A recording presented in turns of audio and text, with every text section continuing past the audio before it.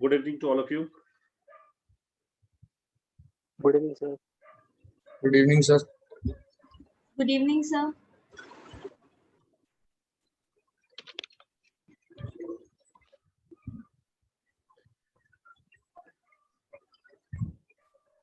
All right, so I hope you all are doing well. And let us today complete the last segment that was left in ancient India.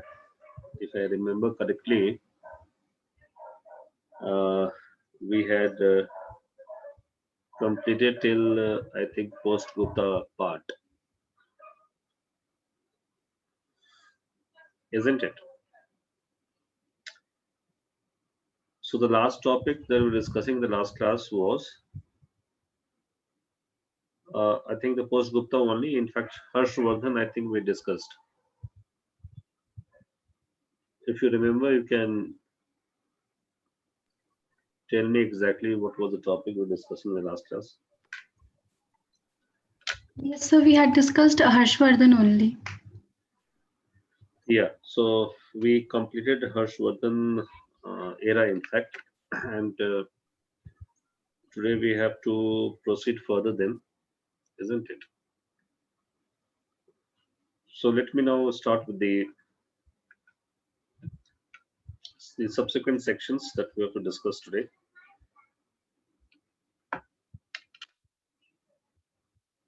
So I'm sharing with all of you the PPT file.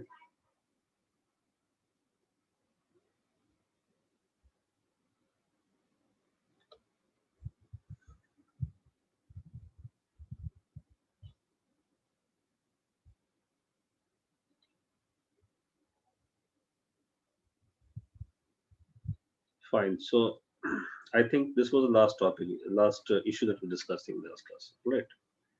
I discussed with you about the three textbooks written by Harshvardhan. Fine. And today we'll move from here onwards. So we have had discussed about all these things, in fact. And with the end of the Harsha, I also told you it is understood to be the end of the ancient Indian time. Fine. So let us start with the South Indian history today. In fact, this was the topic that is left now, isn't it? The rest of the topics we have already discussed. So we'll discuss about the South Indian history today. And then, if at all time is there, then I'll also discuss some of the smaller kingdoms that actually cropped up after the decline of Harshvardhan, in fact. Fine. So, to start with this story, we have to simply understand that what and why are we discussing the history of South India here. For that, I have to again share with you the green screen. Now, see, this is the green screen which I wanted to share with you, and then I have to tell you exactly why are we discussing the South Indian history now.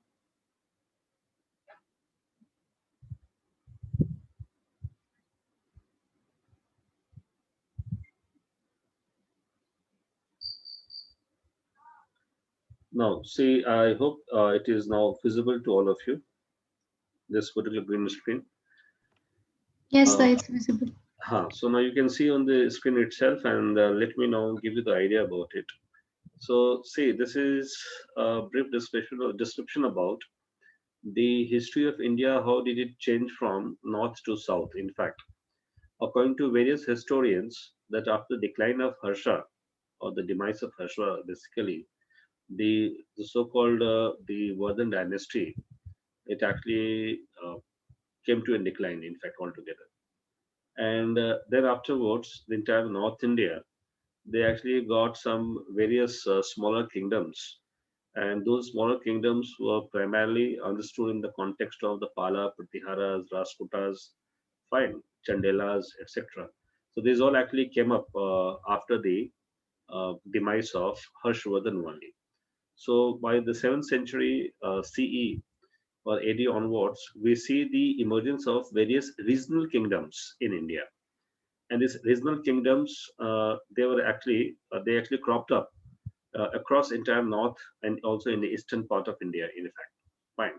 So this was the development that took place after the demise of Harshvardhan. Therefore, many of the historians, they are of the opinion that the history of North India, it actually came to a halt, came to a stoppage here, and the entire focus of history of India shifted from north to south. Now, why shifted from north to south? Because in south, at this particular point of time, that is, I'm talking about precisely 7th century CE, we saw the emergence of various powerful kingdoms. All right, these regional kingdoms were extremely powerful, unlike what was there in the North India, because in North India, kingdoms were there, but they were largely feudal in characteristics. They were largely in having feudalism as the most important economic and social order that was there in the North India at that point of time. However, in case of South India, idea is that feudalism was equally there in South India, but there were also centralized authority in South India, which was somehow missing there in North Indian case. So therefore, many of the historians are of the opinion that the history of India shifted from north to south after the decline of Harshvardhan. Now, why do they say these things? Because as far as the contribution in the field of art and culture, contribution in the field of material culture of the Indian history, the contribution which comes to the material culture of Indian history, it comes largely from South India, or more aggressively from South India than what is coming from North India. The reason is that obviously there was no any centralized political power there in North India, and whatever regional kingdoms that emerged, they were highly decentralized and they were completely under the feudal nature, under the feudal nature. Therefore, we have an evidence that says that none of these particular kingdoms, we have just given you the names like Palas, Pratiharas, or Rashtrakutas. None of these kingdoms had ever issued even a single coin during this particular period, which is indicative of that this entire economy had turned out to be a complete feudal economy by this particular point of time. When you don't have coins of any of these particular big kings or the big so-called kingdoms of the kings, in fact, of that particular era, it simply indicates that the economy was highly inward looking, highly localized. It was based upon the barter system. Therefore, there was no need of monetary monetization of economy, in fact. And that's precisely the reason why there was no any evidence of finding out coins in this political period. That is how the history of entire North India is actually evaluated by various historians, in fact. All right. On the contrary, when we go into the South Indian history, we see the emergence of some major political dynasties like Pallavas, Chalukyas, and Cholas. Now, the Pallavas and Chalukyas and Cholas, their contributions have been remarkably very high in the field of art and culture. In the field of art and culture, whether you take the example of temple architecture, temple architecture is marvelously, you can say, designed, or rather, it is, extensively designed by all these kingdoms in South India. That is precisely the reason why these all kingdoms, with the Pallavas, Chalukyas, and Cholas, are always rated very high on the parameters of material culture and its contribution in the history of India. That is how we see the shift of history of India from north to south after the demise of Harshvardhan. Fine. So you can see on the screen, I have mentioned about that particular aspect in that particular screen itself, where I have explained to you that this is how by 7th century we see the emergence of, you can see here the emergence of Pallavas, Chalukyas, and Cholas. Fine. That is something we have to now understand, in fact.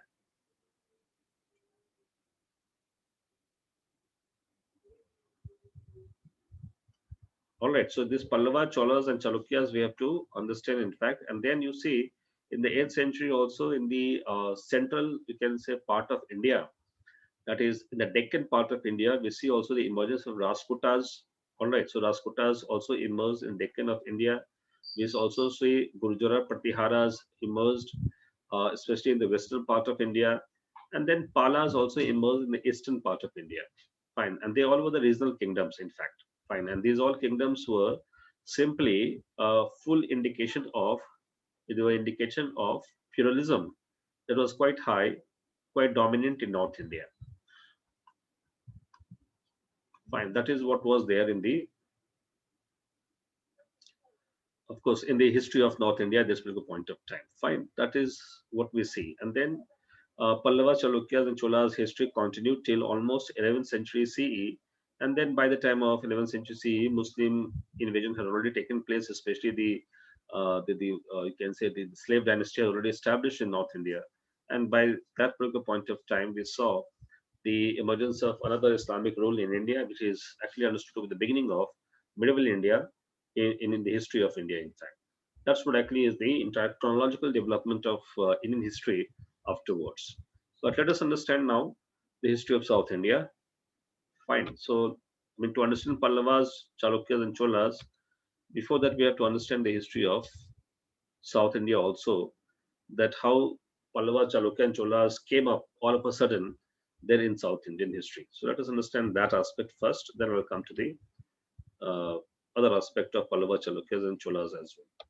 So, see, this is another slide which is important for you to understand that before understanding the history of South India, we need to also understand that how do we reconstruct the history of South India.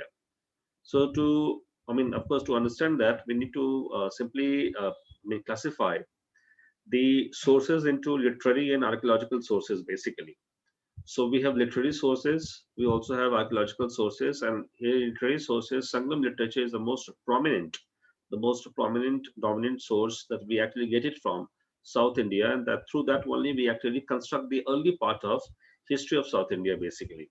And Sangam literature, it was written completely in Tamil language.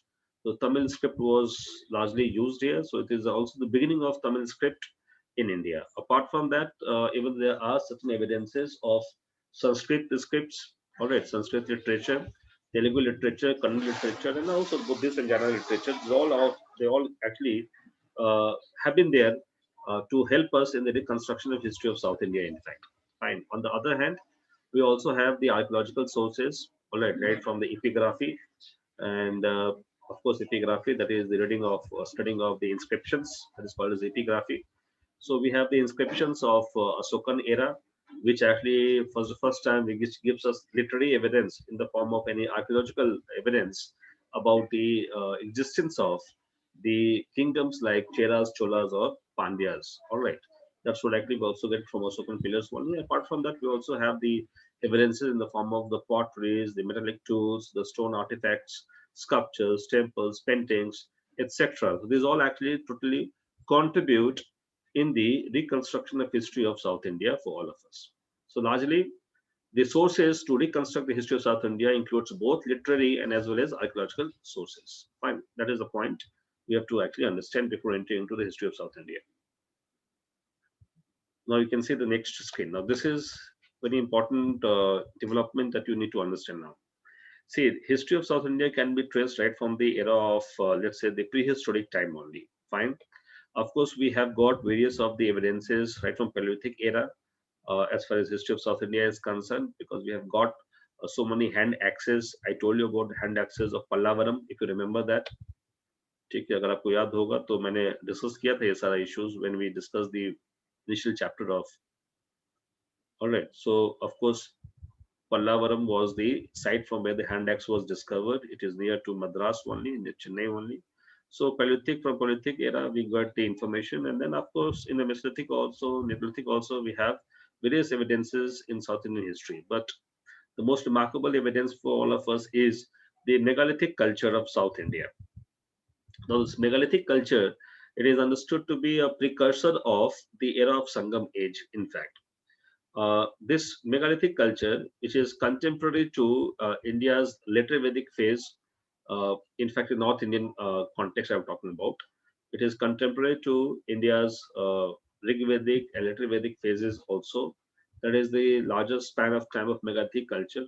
All right. So this culture was found to be there in South India, and from there only we get to know about that there were also the existence of various, you can say, culture groups there in South India, and they all were identified on the basis of the kind of stones that they were using in their graveyards, in their graveyards, and that the placement of stones in their graveyard used to give us a complete analysis, complete understanding about the existence of various cultures of the megalithic period in South Indian history. So it is typical, you can say, findings as far as Indian history is concerned, because this kind of megalithic placement of stones on the graveyards have been found only in the territory of South India, and also in some pockets of northeastern part of India, especially in Mizoram. All right, so in Mizoram also we have got the evidences of the megalithic culture. Fine. So that is how the megalithic, culture has been identified on the basis of two very prominent features. One was the placement of big stones. That's why it is called as megalithic. Mega means big, lithic means stone. So big stones on the graveyard. That was one specific kind of placement which used to signify them as a specific culture in South India. Besides that, they also used to have the use of iron. So iron was also used by them. So that is also, you can say, the overlapping of the megalithic and Neolithic, the Neolithic and Iron Age there in the context of South India. So that is how megalithic culture has the features of Neolithic era as well as even the features of Iron Age. Fine. And if you remember, I told you as far as Iron Age in North India is concerned, it actually began somewhere around, obviously, around the 1000 BC onwards only. But by the time of Later Vedic phase only, we saw the rampant use of iron, especially in North India. Fine, that is around, of course, 1000 BC onwards till 600 BCE. That is Later Vedic phase. We have already discussed about this aspect. Fine. तो कहने का मतलब ये है कि megalithic जो phase था south India के केस में, वहाँ बहुत सारे फीचर्स हमें ओवरलैपिंग मिले हैं. ओवरलैपिंग मतलब कहने का मतलब ये है कि उनमें न्यूलिथिक वाले फीचर्स भी मिले हैं, आयरन एज वाले फीचर्स भी मिले हैं. तो इसलिए मेगालिथिक फेज के और कल्चर के जो लोग थे साउथ इंडिया में, वो न्यूलिथिक फीचर्स को भी अडॉप्ट करके रखे हुए थे या उनको फॉलो कर रहे थे. साथ साथ आयरन एज के फीचर्स को भी वो फॉलो कर रहे थे, और उसके साथ साथ उनके साथ एक स्पेसिफिक फीचर भी था जो कि उनकी ग्रेवयार्ड को देख के बताया गया कि ग्रेवयार्ड में भी जो प्लेसमेंट था स्टोन्स का वो स्पेसिफिक था, इसलिए इसको मेगालिथिक कल्चर कहते हैं साउथ इंडियन हिस्ट्री के कॉन्टेक्स्ट में. ठीक है, तो मेगालिथिक कल्चर जो है, that's the first, you can say, organized study of the South Indian culture in India. Fine. Then we move to the era of Sangam age. Fine. So we'll discuss that, but before that I want to show you the other screen which is equally important here to discuss, then we can move forward. Now see here, this is the background of South Indian history which I was discussing about the megalithic culture in the context of megalithic culture only, in fact. Fine. So I just told you the megalithic culture has some specific features, especially in the context of the kind of burials, that is the graveyards, all right, that was kept on the dead bodies, and how they used to keep even the urns, that is the burnt, you can say the stuffs, all right. So this is how they used to also keep along with the bodies, along with the dead bodies, in fact. And that is how this particular culture has been identified. But the pattern of their placement of stones on the burial was quite typical, and that's the reason why we have found various types of megalithic culture over there. All right, the types are like dolmen, Cain are the types. All right, Sist is a type. All right, so these are the types of the placement of stones. Menhir is also a type. So these are types of. You can see on the screen. Now this is I wanted to discuss with all of you first. You can see on the screen you have menhir, dolmen, and other megalithic types also. This screen, this particular picture can give you basic idea exactly in the context of that how. Just a moment. Yeah. How this particular placement of stones used to be quite significant from one place to another place. So you can see on the screen menhir. Now this is the first picture that is in front of you. That's a picture of menhir.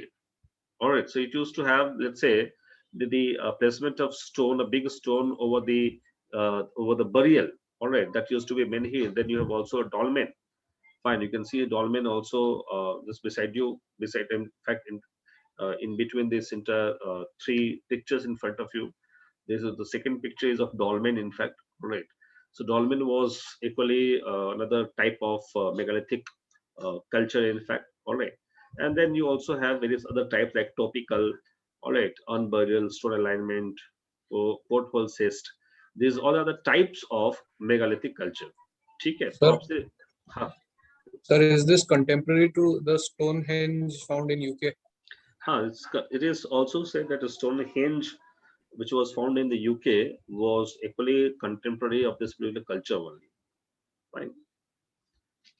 So if you can see Stonehenge also, you must have seen a Stonehenge. So that is also a similar kind of placement of big stones, of course, on the graveyard only, on the burials itself only. Fine. That is also one of the wonders that is there in the UK. Fine, Stonehenge. Fine. So this is how I mean we have to discuss further. Then this is in this background only we saw the emergence of Sangam era by 300 BCE. So Sangam age emerged by 300 BCE. Therefore, Sangam era is said to be contemporary of the North Indian history, North Indian kingdom, North Indian empire. I would say the modern empire basically. So when modern empire was there in North India, at the same time in the South India, basically in the peninsular South India, I would say, in the peninsular South India, it was also the era of Sangam age. Fine. So Sangam age, it actually has been signified or classified on the basis of the contributions of the Sangam seers or the sages who actually contributed the intellectual, of course, ideas in terms of the written material. All right. So in terms of the scriptures, that is how we get to know about the Sangam age particularly. Fine. So you can see here on the green screen itself. So Sangam age, we have to understand the background of the emergence of the three kingdoms there in South India, especially the Cheras, Cholas, and also Pandyas. Fine.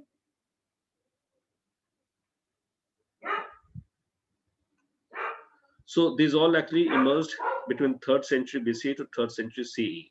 Fine. Now, in this period, the Sangam literature was also written, on which we have already discussed, I think, in one of our classes, isn't it? So I've discussed with you that exactly in Sangam literature what all things were done. Let me again reiterate that idea so that you can recollect those concepts, those in fact informations, I would say. See, I talked about there was existence of the three major kingdoms in peninsular India: Cholas, Pandyas, and Cheras.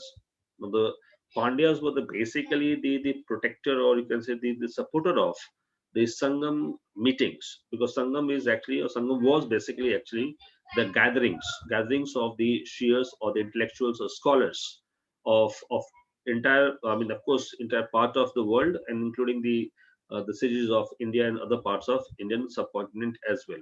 So all of those seers and sages, they assembled together, and they assembled together in Madurai. So Madurai was in the control of Pandyas. Madurai was capital of Pandyas. So in Madurai only they got assembled, and there only they penned down various scriptures, various books, in fact. All right. So through those scriptures and books, also the way we get to know about, let's say, the Vedic or the later Vedic period, through the scriptures like Rig Veda or Samveda or Yajurveda or Tharved. Similarly, in case of South India, we get to know about the Sangam period or Sangam era through the Sangam literature only. All right, Sangam literature was written in the Tamil language, unlike what was there in the Vedic text. It was written in Sanskrit language, or Sanskrit script, in fact, both. So script and language were both Sanskrit here, and here also the script language of both Tamils in the case of Sangam era. So we get to know about the Sangam period by primarily by the literature source or literary sources only. Then we also get those sources corroborated by some archaeological findings as well of this particular era. Fine. So you can see on the screen itself that Cholas, they were the symbol of Cholas were the tiger. All right, tiger is still a symbol of the Tamilians, as you know about this particular issue. I told you about LTTE of Sri Lanka. That why LTTE of Sri Lanka used to have a tiger as a symbol. All right, this is something which is traditionally there, which is traditionally there in the history of entire South India. Fine. Pandyas, of course, was having symbol of fishes, and then Cheras also having symbol of bow and arrow. Fine. This question can also be asked to you in prelims.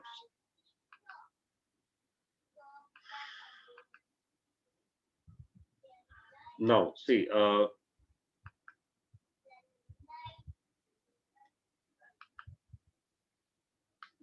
just yeah.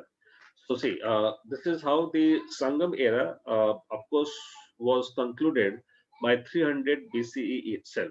Fine, 300 CE itself, and then afterwards, it is said that this entire area was under the control of some uncivilized people.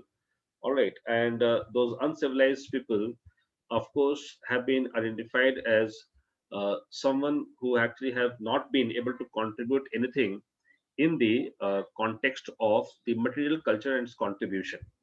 Fine. So we get to know that Movendas means the three kings. Movendas in Sangam literature means the three kings. They were called as Movendas. All right. So it is said that the Movendas, that is Cheras, Cholas, and Pandyas, so their era continued till 3rd century CE, and then afterwards there was a gap between 3rd century CE to 600 CE in the context of having a proper reconstruction of the history of South India. Fine. And this gap, according to many scholars, this gap was because of the control of this area by some tribal population who didn't have any specific culture. All right, any specific culture, and those culture, even if they were some culture, they could not be preserved, could not be continued, and their culture was slightly different from the culture of the so-called Movendas, or so-called the kingdoms of South India that took a point of time. So that particular era is called as era of Kalabharas. You can see on the screen itself.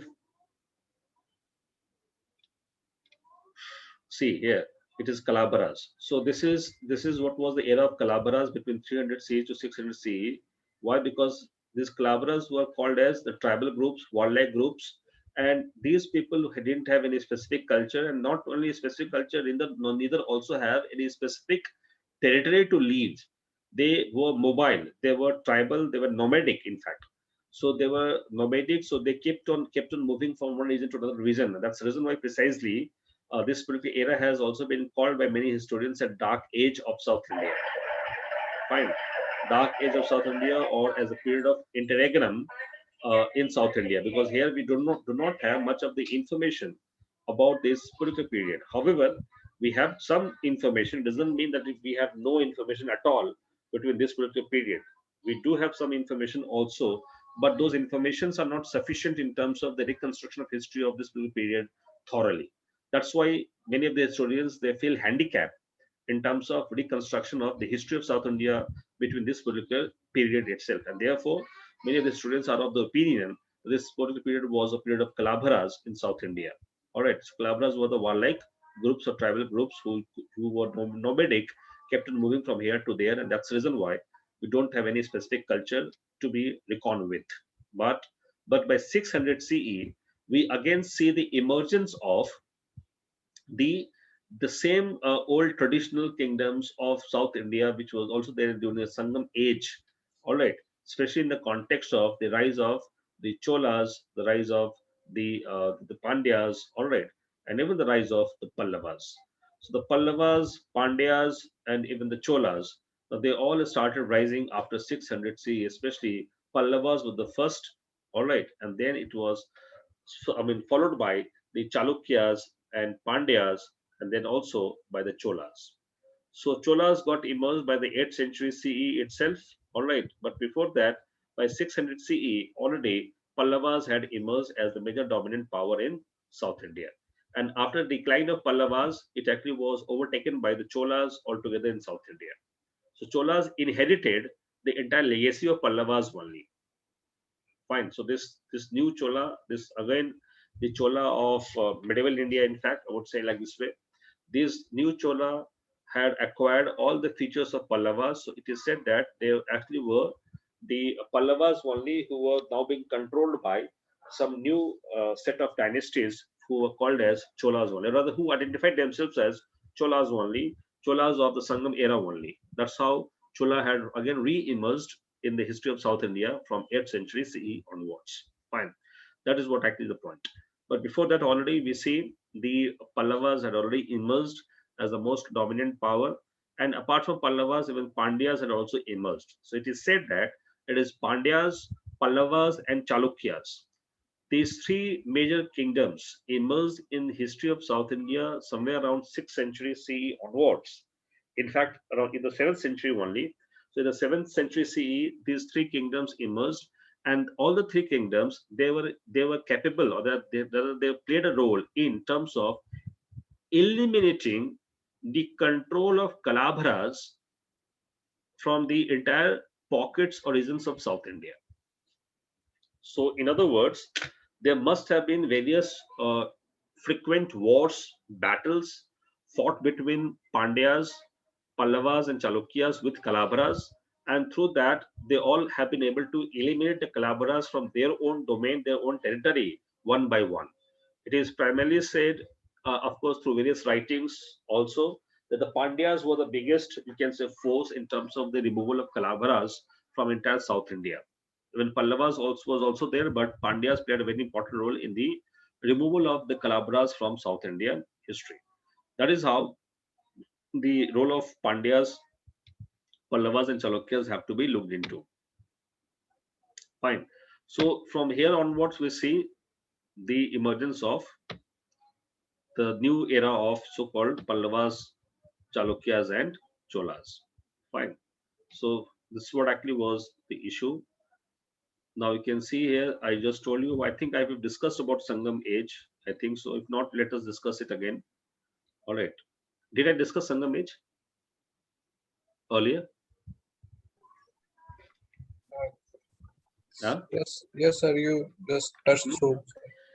I think I have discussed about it. I discussed about the various books and also the epics of Sangam era, especially like Mani Mekhlai and is it Chintamani? Fine. So again, let me now reiterate that if you remember it, it's all right. Otherwise, you can see on your screen itself. Just told you exactly that we have three sangams, in fact, and three sangam means three gatherings, three religious or so-called intellectual gatherings of the people of South India, especially. And those three gatherings took place at different points of time. However, there are many exaggerations in the textbooks of in the text of Sangam era, in fact. Therefore, we don't buy all those arguments, in fact, totally correct, in fact, in that way. So, for example, let's take an example like the very first Sangam, according to Sangam text, it was organized somewhere around 10,000 years back. So, in other words, I mean, the 3rd century BCE could be the era of Sangam age or could be the beginning of Sangam age era. It means that 10,000 years back itself, they had already organized the first Sangam. So therefore, there is no any credible evidence to support this argument. But that's what I just told you, that in the Sangam text, we also have to take those all informations with a pinch of salt. We can't take the informations the way it is actually given there, because there are many interpolations, extrapolations on the in the literature of Sangam era. In fact, for example, the first extrapolation was that they have talked about the first Sangam was organized somewhere around 10,000 years back. So obviously this is not possible, because anyhow Pandyas, Cholas, and Pandyas, Cheras, and Cholas were not at all in existence in 10,000 years back. In fact, in that way. So that's actually is the point. So nevertheless, the point is that of course they may have organized this particular Sangam gathering for the first time in the very initial time itself. That could have been one of the possibilities. But the most important thing is that we don't have any evidence to support that what all contributions were there of the Sangam era seers or sages or the intellectuals or scholars in the first Sangam. So in the first Sangam or of the first Sangam, we have no information. We have no any textbook, no any writing scripture coming from the first Sangam age. Even if there would have been some writings, it has been lost. So there's no any evidence to support it. Fine. But since it is mentioned frequently in other Sangam literature that they had organized three Sangams, so therefore historians agree upon this. There must have been three gatherings may have been organized by the king of Pandyas in Madurai. Therefore, we have to take it into this particular aspect in this particular backdrop. So first Sangam was organized maybe at very earliest of the age, but we have no evidence of any book from first Sangam. That is the most important point you have to remember, because on this a question of prelims can be asked to you. Second point, in the second Sangam, again the scholars of South India, they organized the second Sangam again in Madurai. All the three Sangams were organized in Madurai only, fine, under the leadership of Pandyan king. So second Sangam was again organized in Madurai, but in second Sangam we have only one evidence in terms of the availability of book, that is Tolkappiyam. So Tolkappiyam is the earliest of the Sangam textbook available with all of us. So Tolkappiyam was written in, of course, Tamil only. It is understood to be the beginning of Tamil scripture, Tamil language or Tamil script also, because it is Tolkappiyam is basically a textbook on Tamil grammar. Fine, that is Tolkappiyam. Then you have the third Sangam, and third Sangam is the biggest contributor in terms of Sangam literature. So you can get, you may have got the point very clearly that in the second Sangam we don't have, except Tolkappiyam, any other textbook. That's one very important point for all of you, because this question can again be asked to you. The Tolkappiyam was written in first Sangam, so the statement will be wrong. It was written in second Sangam. Third point that is equally important, that all the rest of the Sangam literature were written during the third Sangam age only, third Sangam time only. The third Sangam time is understood to be somewhere around 3rd century CE or AD, in fact. All right, that is the third Sangam that was organized. So in this Sangam, you have various textbooks. For example, we have 3 epics. Then we also have anthologies, that is in the form of poem, that is called as Ititogai. So Ititogai is a part of third Sangam. Then we also have the 10 idols, that is also the, you can say the part of poem only, idols. So we have Pattu Pattu. Pattu Pattu is a group of a set of textbooks together, which is primarily classified on the basis of the Agam and Puram. So Agam is a set of ideas that talks only about love and affection. Puram is a set of ideas which only talk about war and battles. Fine. So Pattu Pattu is a set of books classified into one set of book completely upon love, one set of book completely upon war. So it is a book which discusses about Agam and Puram. Fine, that is what is Pattu Pattu. So Pattu Pattu was written by Nakirar. Nakirar was the name of the author. All right, so you can see here, Nakirar is mentioned here. Fine. And then also there was the 4th textbook, that is Padin Kenka Nakku. Now this Padin Kilka Nakku was another textbook, a group of textbooks is called the 18 minor works. Fine, that gives us the local ideas, the local folklores basically. It is upon local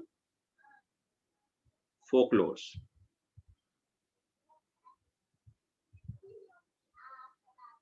Fine, that is Padin Kelka Nakku.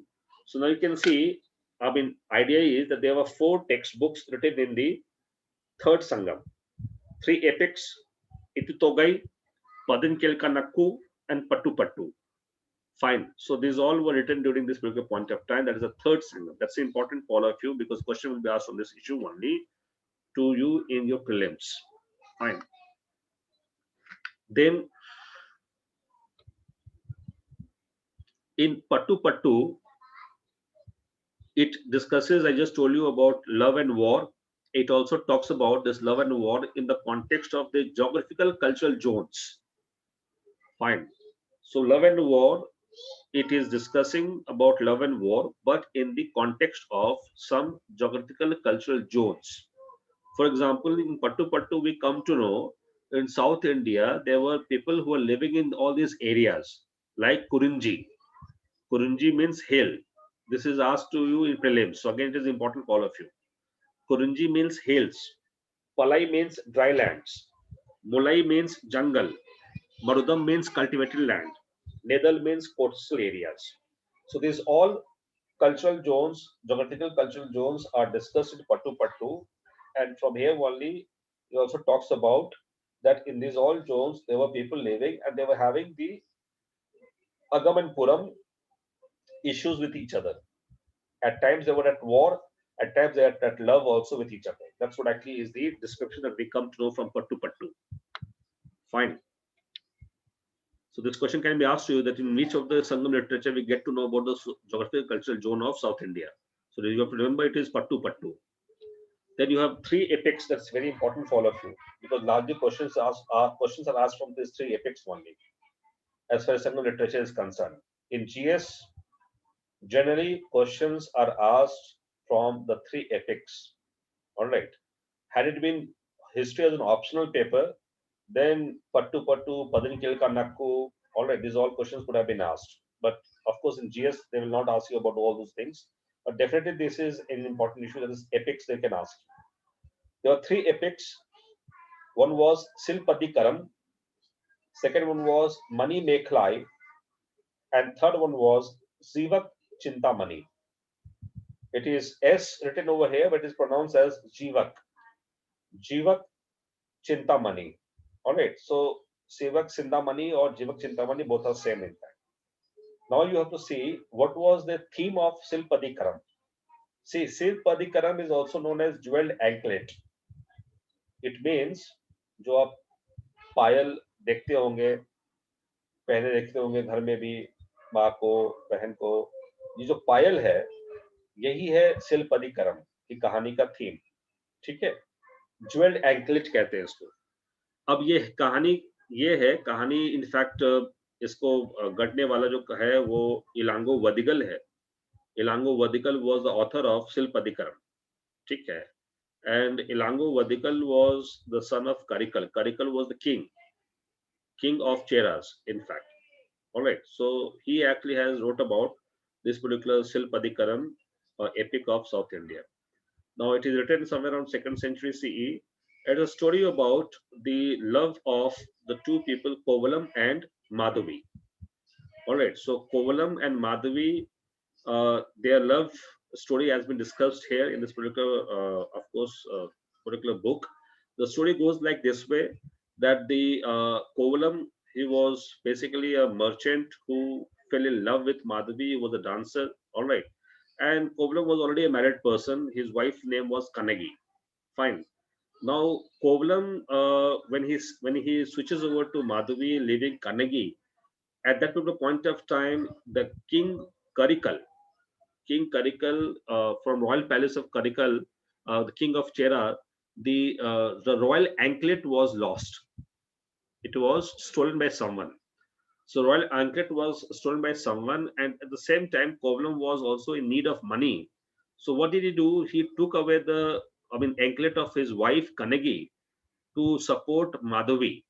All right. So he took away the anklet of wife Kanagi to sell it into the market. When he went to sell that particular anklet into the market, he was caught by the royal guards. Caught by royal guards.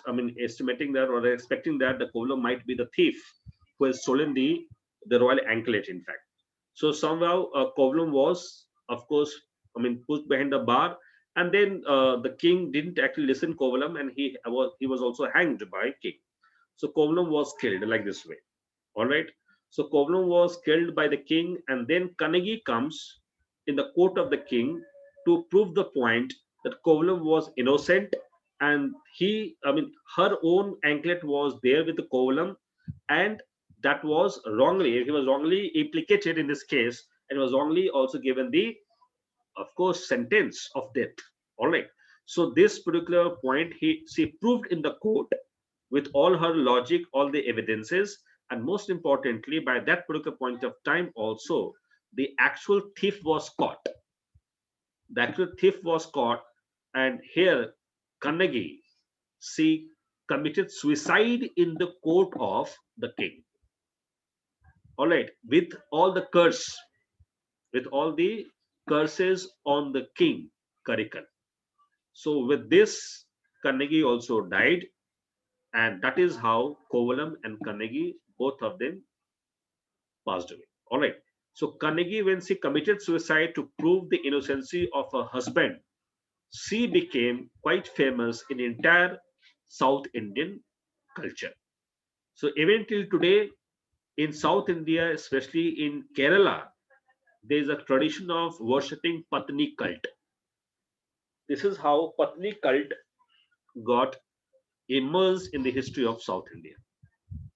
So in Patni cult, goddess Kanagi is worshipped in the tradition of South India, especially in Kerala. If you go, it is still practiced in the villages among the women there in Kerala. All right, that is Patni cult. That is Silpadikaram story.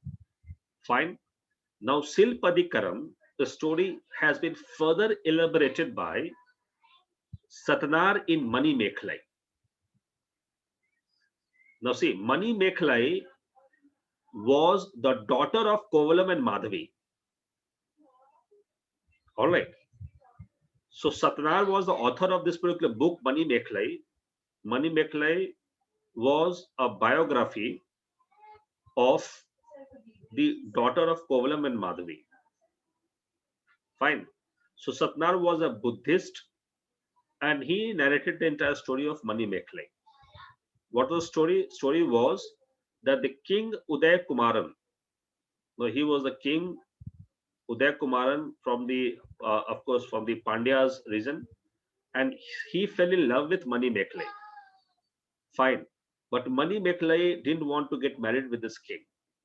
So what did she do? In fact, she converted herself into a Buddhist nun, so that she could not get married with this Uday Kumaran, the prince of Pandya kingdom.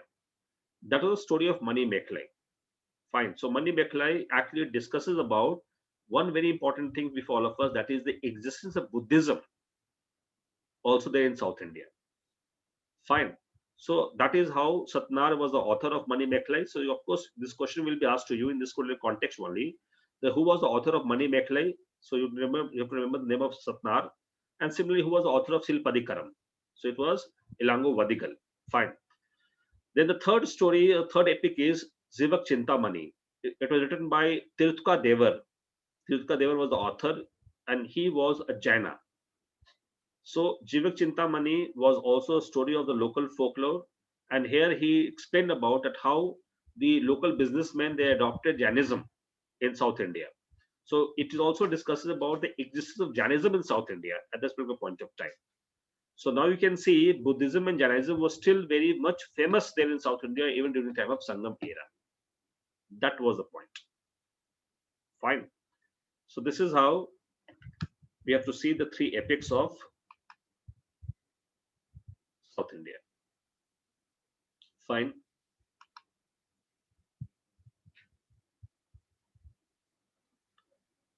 Now this Pandya, Cheras, Cholas, you can see on the screen itself. They were the, of course, Pandya's capital. I just told you it was in Madurai. Fine. And Korkai was the most famous port. Fine. And from this port only the exchange of pearls were done. Pearls were exchanged. Pearls farming was done in Korkai. This question can be asked to you that what was the significance of Korkai and what was the port there in Sangam era. So that was one thing. Then of course you can see Chera's capital was Vanji or Karur.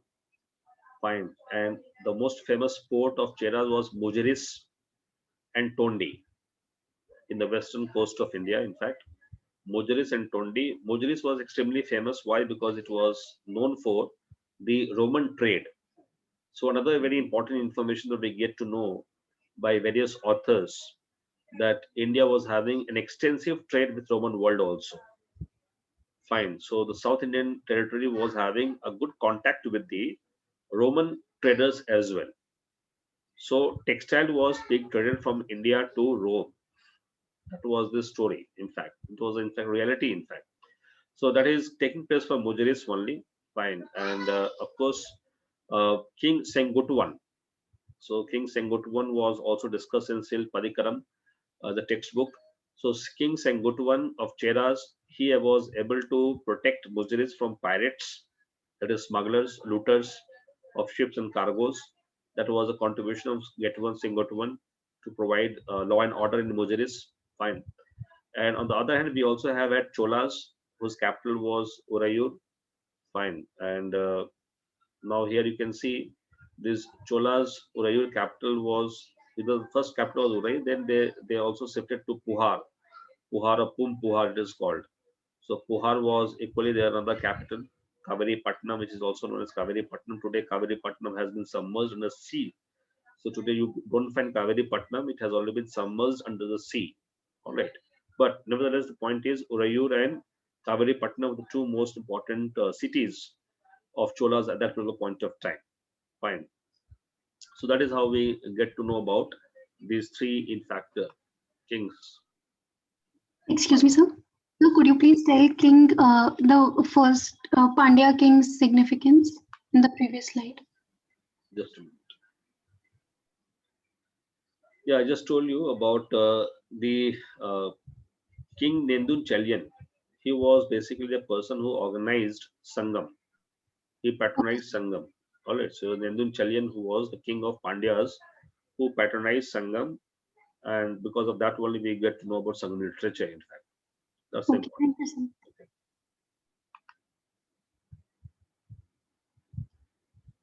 Fine. So then we have to see the political system of entire Sangam era. Of course, the most important contribution by any scholar in the history of South India was Nilkant Sastri.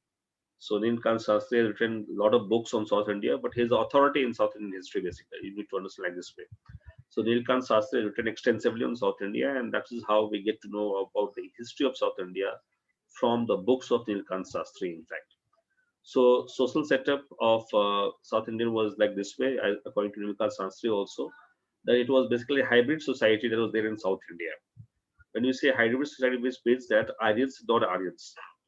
Now, both of them were in existence in the South Indian history at that point of time, Sangam era. Fine. So it was having both the features of Aryans and non-Aryans in South India. And we also have had Brahmins, non-Brahmins. That is what how we discuss the Aryans and non-Aryan culture basically. Slavery was equally practiced in South India. Women were also involved in economic production in South India. Fine. And apart from that, there was also women literature, women scholars, in fact, who used to contribute also in Sangam literature. In fact, there are mentioning of 30 women poets of Sangam text, in Sangam text, in fact. That's another very important contribution of women in the culture of South India. Then apart from that, the artisans and craftsmen are also in existence. Besides that, in religion, Brahmanism was also practiced, following Vedic rituals were there. Buddhism and Jainism were equally in existence. For example, Amravati, Nagarjuna Konda were the two major sites of Buddhism in South India. Similarly, Jainism in Sitna Vasal and Mysore happened to be the two most important sites of Jainism in South India. Fine. Then their economy was mainly of the barter system. However, we have also got the existence of Roman coins, fine, in the form of the bullions, the gold coins have been discovered from Muziris. All right. And about Roman trade, a lot of writings have been done. And of course, the most important writing which has been done by Periplus of Erythraean Sea, whose author has not been known till now, who was the author of this particular book. But this Periplus of Erythraean Sea is indication of Red Sea. This question can also be asked to you in prelims. That is book of Periplus of Erythraean Sea. What was Erythraean Sea?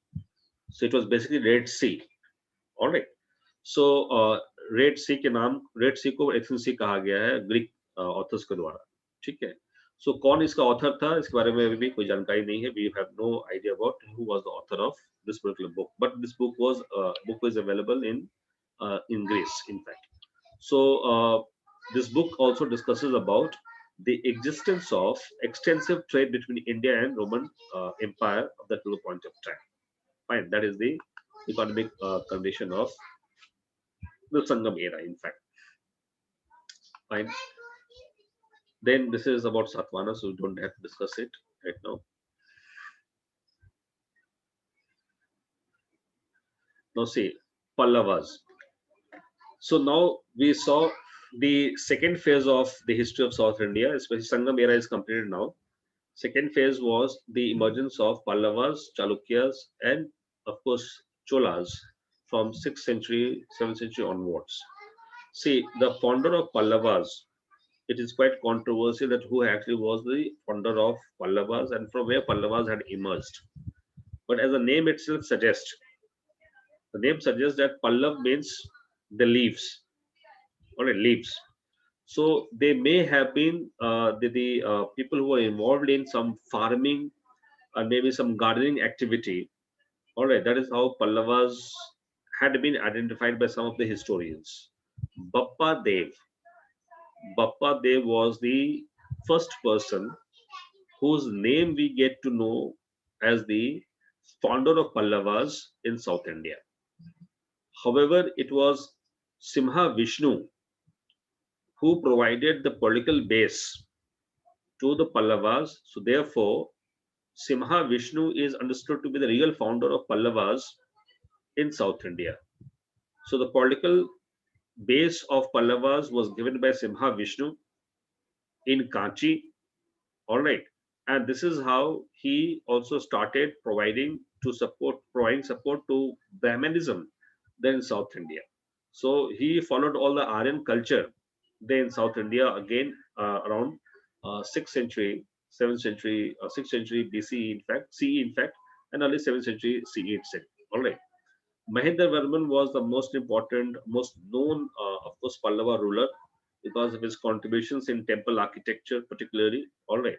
So Mahendra Varman was the next important ruler, and then he was also followed by another very great ruler of Pallavas, who was Narasimha Varman. Narasimha Varman was the greatest of the Pallavas. Why? Because he is also called as Vatapi Konda. So Narasimha Varman is known as Vatapi Konda. Vatapi was the capital of Chalukyas, basically. All right. And Vatapi Konda means that someone who has controlled the area of Vatapi, who has defeated Vatapi, who is known as Vatapi Konda. So Narasimha Varman was also known as Vatapi Konda because of his sheer ability. He was a great ruler. He was a great fighter also. So he defeated Chalukya and also controlled that area. So Chalukya and Pallavas fight, struggle, conflict had started from his era itself. All right, so he was a powerful ruler, so he defeated Chalukyas and occupied Vatapi or Badami. Both are same. Badami or Vatapi was the capital of Chalukyas basically at that point of time. And in the battle of Mani Mangala, that was a battle he fought with the ruler of Chalukyas. Why did he fought? Why did he fight a battle with Chalukya? Because of the area of the Tungbhadra Dwab area. All right. So if you see the South Indian map, you'll find that the Krishna and Tungbhadra Dwab area was highly fertile area right from the beginning. So that area was to be controlled by any powerful ruler, and because of that only they used to fight against each other. There was a primary issue of their conflict between Pallavas and Chalukyas. Besides that, they also wanted to control the port of Goa or the area of Goa. So that was all equal in the factor behind their frequent war with each other, in fact. So that is how we see the Pallava Chalukyas battle started taking place right from his era only. But he was a powerful ruler, so he was able to control a larger area of South India. Huan Sang is said to have visited during his time also in South India, Narasimha Varman. All right, so that is actually was the point. And by his time, Mamallapuram or Mahabalipuram, which has been also in news in the same time because of the India-China meeting, Prime Minister of India invited President Jinping there in, of course, Mamallapuram recently, or Mahabalipuram recently. So that is what actually is the issue. So it was chief port developed by Narasimha Varman Valli of Pallavas. Fine, that was actually the point. Then he was succeeded by another ruler, that's Narasimha Varman II. So there's a second important ruler, or third important ruler, in fact, in that way. So Narasimha Varman II is known for construction of various temples. All right, and He played a role in the construction of Shore Temple of Mahabalipuram and Kailasnath Temple also in Kanchipuram. So these two temples were constructed by him. In his court, there was a very famous scholar named Dandin. So Dandin was the most famous scholar of South India that era. He was in the court of Narasimhavarman II, who wrote a book called Avanti Sundari Kathasar. So Avanti Sundari Kathasar was a book written by Dandin, and Dandin was in the court of Narasimhavarman II. Narasimhavarman II also had the close ties with China. So he used to send embassies also to China. That was the contribution of Narasimhavarman in Pallavas. Fine. Then you see the next important ruler was Nandi Varman. All right, and Nandi Varman was equally a worshipper of Vishnu. So his time was also between this period 731 to 796 CE. And it is said that Nandi Varman II was elected as a king. He was not a successor, or as a you can say that as a successor by the birth of the Pallavas, or he was one of the ablest of the person or ablest of the fighter. In fact, he was a great fighter. Nandi Varman was also a great fighter. So because of his ability to fight in various battles, people of Pallavas, they elected him as the king. So Nandi Varman was elected king of Pallavas in South India. So of course, during that time also, we can see that in South India there were some democratic credentials were equally there. Fine. So Nandi Varman II, his major contribution was to construct some temples like Vaikunt Perumal Temple at Kanchipuram, Mukteswara Temple of Lord Shiva, and even he was a great supporter of Alvars. All right. So Vaishnavite sent were called as Alvars, in fact. That is how even in his era, you say the emergence of Bhakti movement was also at its peak. Fine. Nandi Varman. Then he was succeeded by Danti Varman, and then Nandi Varman III, and last one was, of course, you can say Aprajita. So Aprajita was the last ruler here, and this last ruler was of Pallavas was overthrown by Cholas, Parantak I. So Aprajita was defeated by the Chola, Parantak I, and this is how Pallavas era came to an end overall. All right, so Pallavas era came to end by the defeat of Aparajita. He was the last ruler of Pallavas in 893 CE. Fine. That was the story of the Pallavas for all of you. Fine. So I'll keep it till here only. Fine. So I'll take only 1 hour class these days. And tomorrow again I'll take the class. So tomorrow we'll complete this Chalukyas and Cholas part. ठीक है? तो इतने रखते हैं. कल फिर हम लोग इसके आगे बात करेंगे. Fine. If you have any specific question, you can ask. Otherwise, we can then conclude the class today.